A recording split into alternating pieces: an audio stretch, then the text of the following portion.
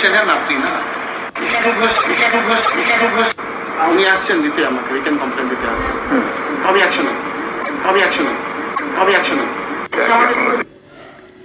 এটা আমি দেব।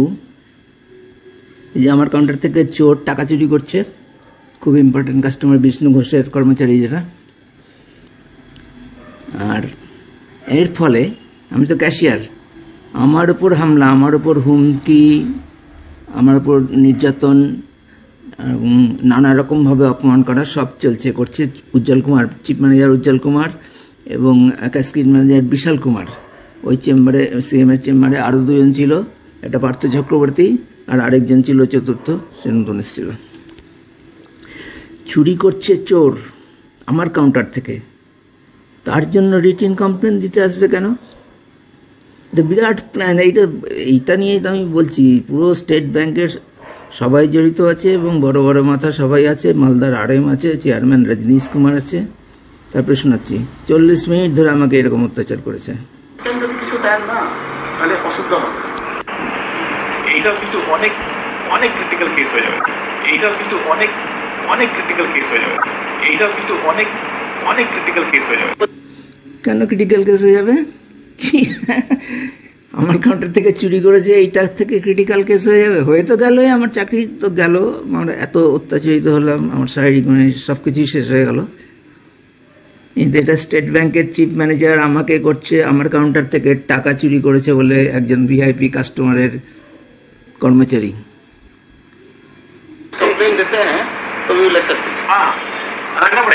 আমি জানি না স্যার, যদি উনি উইথড্র করেন সেইং দ্যাট আপনার এই ফলানা স্টাফ জন্য আমি উইথড্র করছি account, you will be held responsible for the loss in business. আমার কথা বলছি, এই ধরনের কাস্টমার, এই ধরনের স্টাফের জন্য, আমার মতো স্টাফের জন্য যদি এত বড় ক্যাসকেড কাস্টমার উইথড্র করেন, কেন করবে এগুলো? কেন কথা? এগুলো তো অপ্রাসঙ্গিক কথা, এত কোনো যুক্তিই নাই। আমার কাউন্টার থেকে চুরি করেছে, ধরা পড়েছে, টাকাটা দেবে, আমি ব্যাস। আমি তো বিষ্ণু ঘোষের সঙ্গে কথাও বলিনি, একদম শুরুতে একবার বাদে, শুরুতে 1 মিনিট মতো কথা বলেছিলাম, যেই ও ডিনাই করেছে এবং তার যে সুর ছিল, আমি তারপর থেকে আর কখনো ওর সঙ্গে কথা বলিনি। আমি সবসময় চোরেরই কথা বলেছি। যদি আলটিমেটলি তার টাকা তার কর্মচারী চুরি করেছে, তাকে তো দিতেই হবে। তো এইভাবে স্টেট ব্যাংকের মালদা ব্রাঞ্চের চিফ ম্যানেজার এইভাবে আমাকে হুমকি দিচ্ছে, সঙ্গে ক্যাসকেড ম্যানেজার, ওটা হচ্ছে বিশাল কুমার, আর এর সঙ্গে লিঙ্ক হটলাইন আছে রজনীশ কুমার চেয়ারম্যানের। 65 লাখ সিসি আর পুরো 15 বছরের সিসি, খুব ইম্পর্টেন্ট অ্যাকাউন্ট, খুব ইম্পর্টেন্ট অ্যাকাউন্ট। 65 লাখের হোক, 65 কোটির হোক, আমার সঙ্গে কী সম্পর্ক এটার? আমার কাউন্টার থেকে চুরি করেছে, আমাকে এগুলো নিয়ে উপদ্রব, আমার হুমকি টুমকি দেওয়ার কী আছে? খুব ইম্পর্টেন্ট অ্যাকাউন্ট।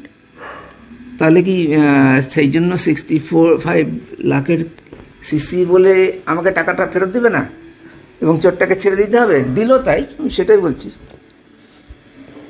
এবং সমস্ত স্টাফ, মালদা ব্রাঞ্চের তখন 35 থেকে 40 জন স্টাফ, এইটার পর থেকে, এই যেদিন আমাকে প্রথম অত্যাচার করলো 1.5 মাসেরও ওপর পার করে দিয়ে, তারপর থেকে আমার সঙ্গে আর কেউ ওই বিষয়ে কথা বলে না এবং আমাকে এড়িয়েই চলে সাধারণত। কিন্তু বুঝতে পারছি সবারই ভূমিকা আছে, ইউনিয়ন টিউনিয়ন সবারই, কি সবাই উদাসীন আছে। কেন, কি কারণ, কেন আমার সঙ্গে এরকম করবে স্টেট ব্যাংক? 65 লাখ সিসি আর পুরো 15 বছরের সিসি, খুব ইম্পর্টেন্ট অ্যাকাউন্ট, খুব ইম্পর্টেন্ট অ্যাকাউন্ট। শুধু 15 বছরের সিসি যাকে বলছে, তার মানে আমার সেই দিনের চাকরি হয়ে গেছে 34 বছর 5 মাস। আপনার ফলফল করার জন্য কিংবা আপনার পেশেন্স লুজ করার জন্য যদি ওই অ্যাকাউন্টে কিছু হয়, তো আমি আপনার সাথে নয়। বিশাল আপ হ্যাঁ, আমার সাথে থাকার তো কোনো দরকারই নাই। চুরি হয়েছে, CCTV ফুটেজে দেখা গেছে, দিবে। ও দিনের পর দিন ওরা প্ল্যান করছে, ওই স্ক্রিপ্ট অনুযায়ী ওদের চক্রান্ত করছে। এগুলো তো আমি তখন বুঝতে পারিনি এবং এগুলো তো সব প্রমাণ আছে। এই জন্য তো স্টেট ব্যাংক কোনো উত্তরই দিচ্ছে না। আমি এত প্রকাশ করছি, এত মানে ভাবাই যায় না এটা স্টেট ব্যাংকের CCTV ফুটেজ, ভয়েস রেকর্ড, এগুলো সব সোশ্যাল মিডিয়াতে ঘুরে বেড়াচ্ছে। যদিও সারা দেশের একজন মানুষও কেউ উত্তর দিচ্ছে না, না দেয় না দিক, কিন্তু স্টেট ব্যাংক আমার সঙ্গে কি দুর্ব্যবহার করছে এখনো, তাহলে স্টেট ব্যাংকের এই জন্য তো বলছি সবাই ক্রিমিনাল। এই ব্যবহারটা করছে, এখনও তো কিছুই হয়নি, এই ব্যবহারটা করেছে আমার সঙ্গে, অত্যাচার করেছে, আমার ফোবিয়া হয়ে গেছে, তাকে মানে সবাই খুশি, 2.5 লক্ষ কর্মচারী খুব গর্বিত। আরে সেদিন আমি ছিলাম, এটা খুশি কিসের? এটা তো মানে সামাজিক একটা দায়িত্ব পালনে ব্যর্থতা।